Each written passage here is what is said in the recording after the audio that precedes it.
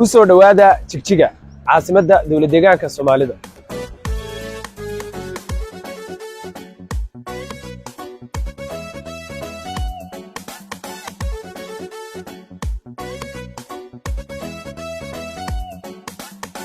Jigjiga dhulkayga dhagax buur shiniliyo qabri jahartan dhigiyo dhalashada wadaagna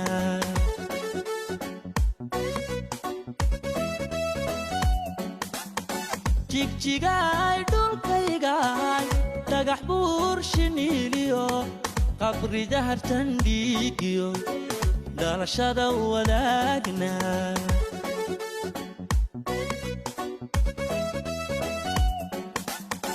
dambalkaad kulleedi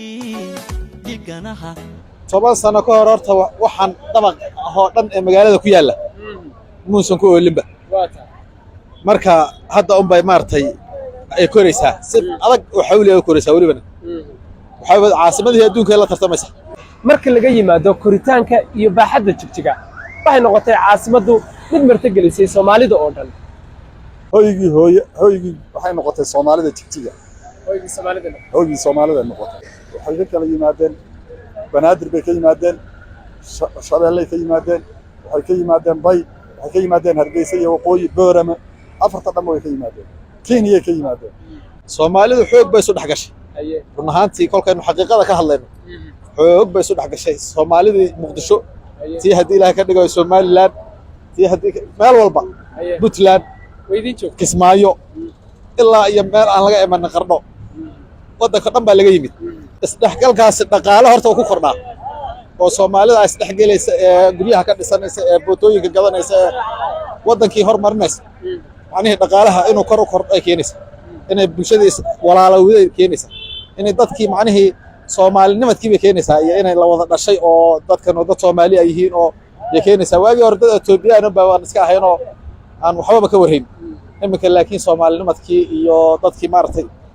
ya keenaysa taas waxyaalo fara badan oo laga gaabiyo waa jirta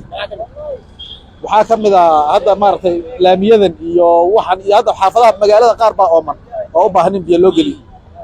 macnaheedu dad fara badan baa leeyahay u baahan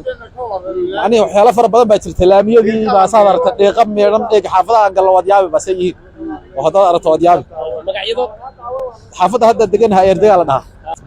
biyihii bay u baahan tahay laamidii bay u baahan tahay dadka dhalinyarada in shaqo abuur loo sameeyaa loo baahan yahay oo iska fadfadhidaa marka halkaas la wada fadfadhiyaa shaqo lama hayo sidaan aanu doonayn Yurub bay noo noqotay hadda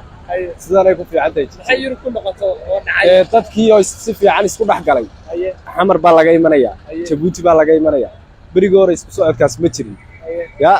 laakiin hadda cid walba is dhaxgalaysa magaaladiina dawaadiga arkaya fooqaqa iyo balaayadii waxa ka socda ya marka de waa ma sha Allah weeyaa diganaha xasuusaha waa deeman iyo dahab waa dhiidhi iyo guud waa nolol dhamaystiran waa dhimasho gobonnimo